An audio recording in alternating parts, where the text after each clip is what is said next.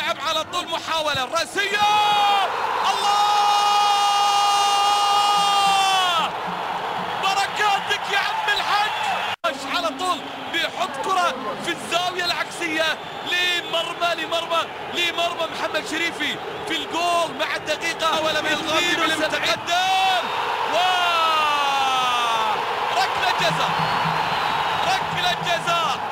هذه الإعادة، هذا الغامدي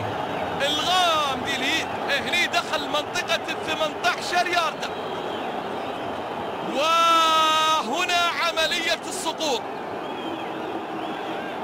هنا رجي يتقدم ورجي بيحط جول.